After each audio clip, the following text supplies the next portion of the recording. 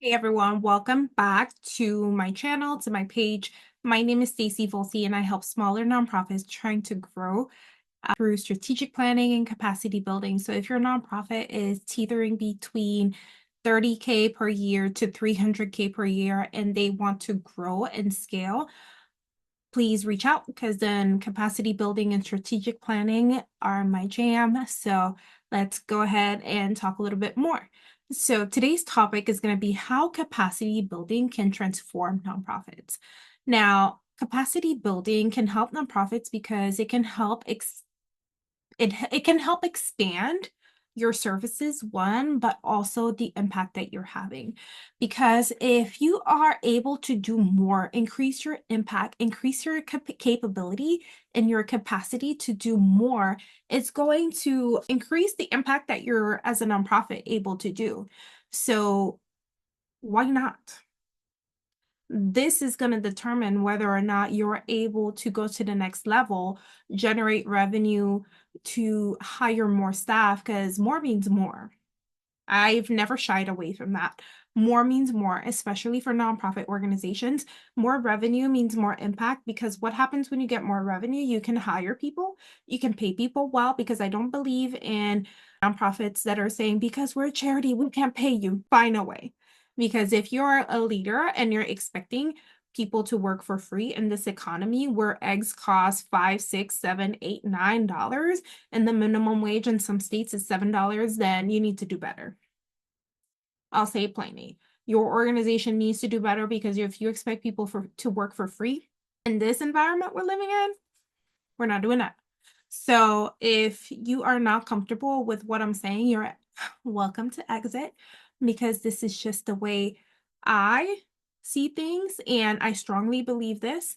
And nobody should be working for free if they're doing a lot of work for your organization. So if you don't have a plan yet to ensure that people are well compensated for doing the work that they do in the organization, then it's time that you start.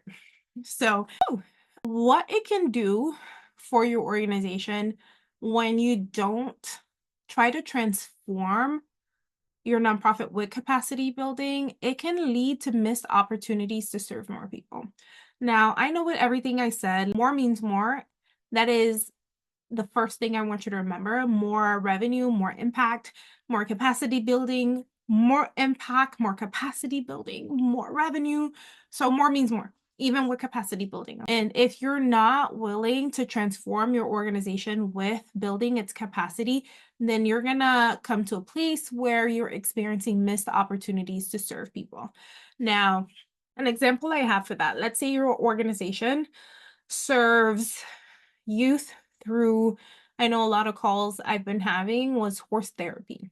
So let's say you serve youth through horse therapy, but you do not have staff to help you implement this project. You're not building the staff, you don't have revenue to get the staff. So it's all a cycle. Capacity building, you increase your knowledge, skills, your operations, and all that stuff.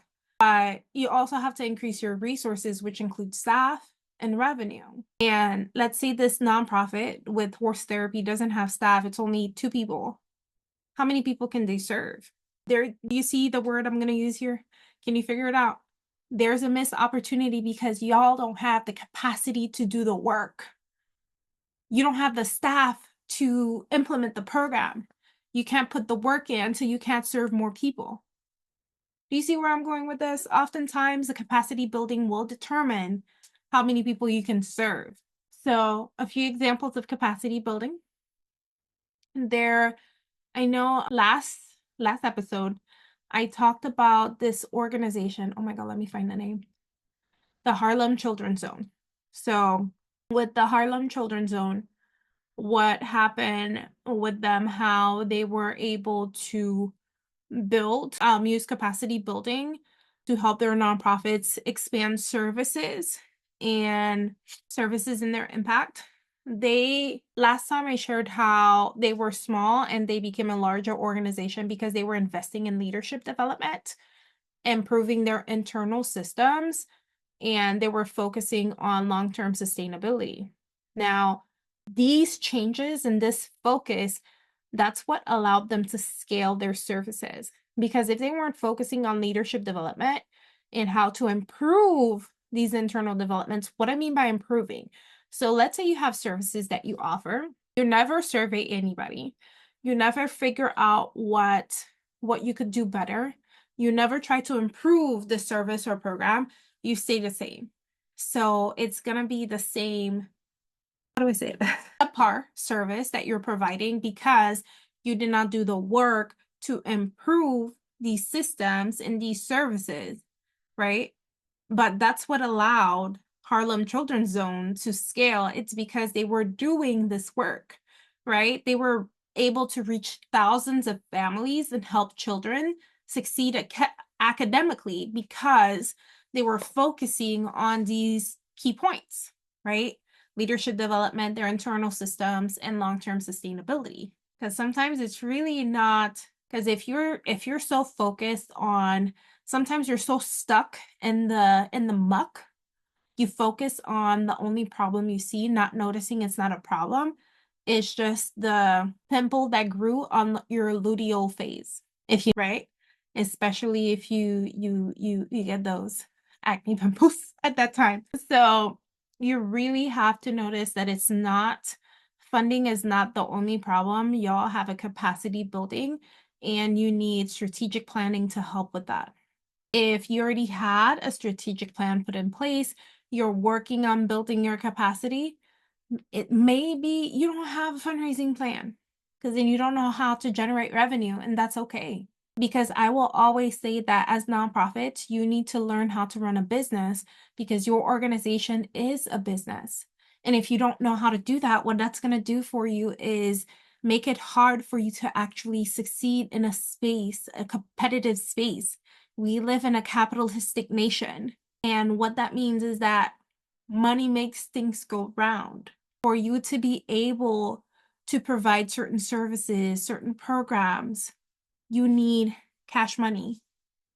And that's not going to come from you trying to make people cry, just like these Christmas commercials. Oh my God, I forgot the name of it.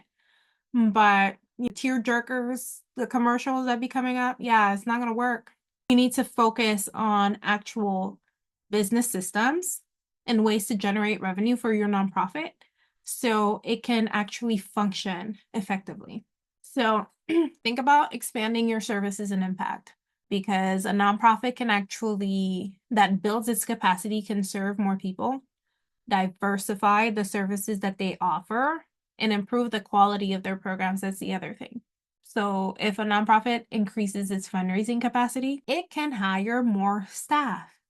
If it hires more staff, it can serve more people and have a broader reach. So it's a domino effect. Build your capacity in areas that you identify. You need to build your capacity in so you can actually grow your nonprofit. And sometimes that's through your fundraising capacity. And one of the best ways to work with me is through the fundraising strategy session. If you have not booked one yet, please book one. We work for 90 minutes to identify the best ways and the best strategy for your nonprofit to start generating revenue.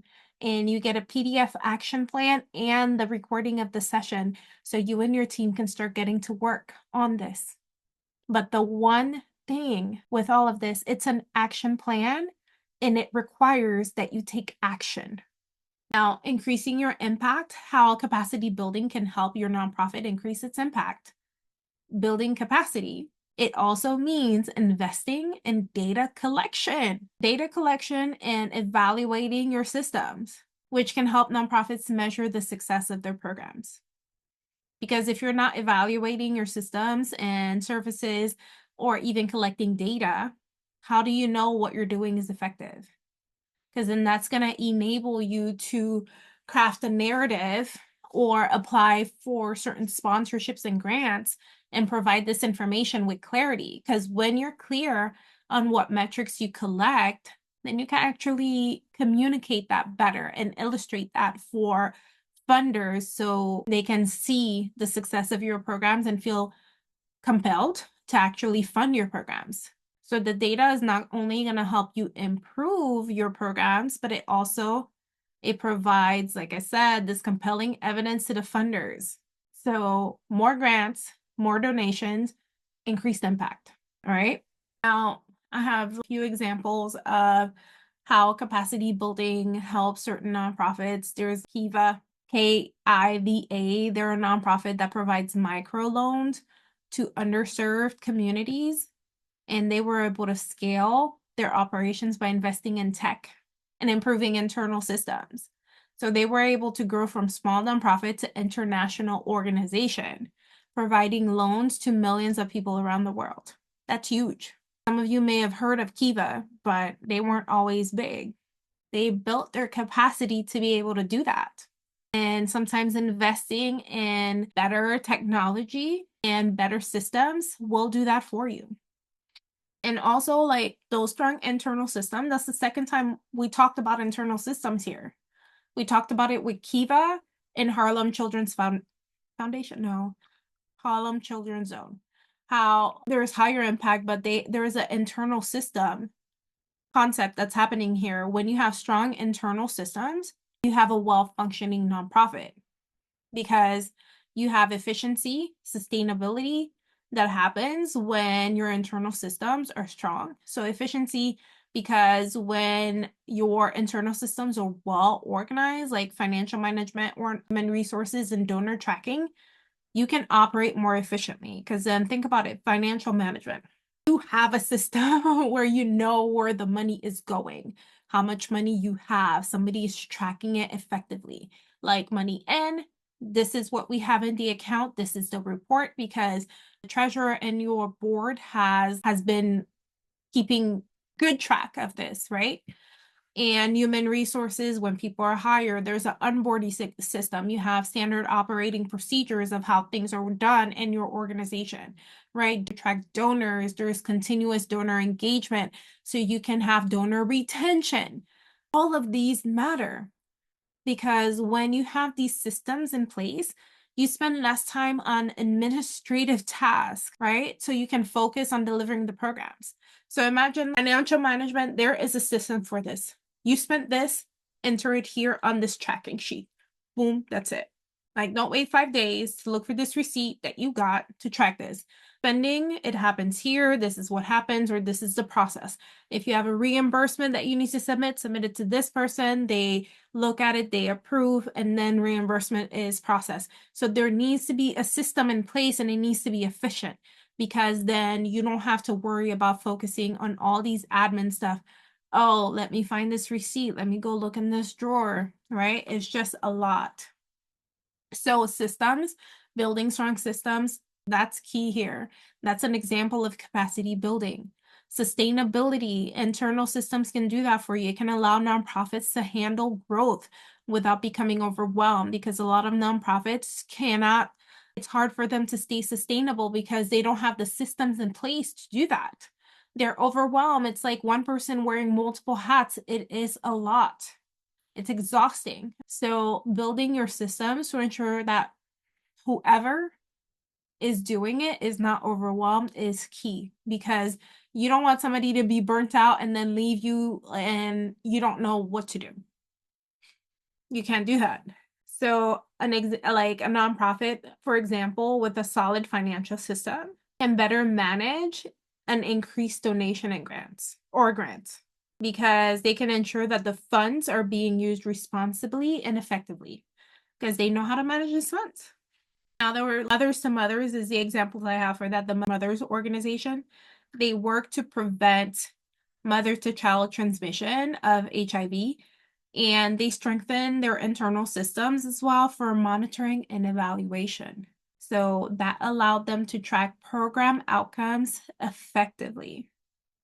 Because if they are doing better with monitoring and evaluation, then it's easier for them to track the data that they need so they can know what the program outcomes are.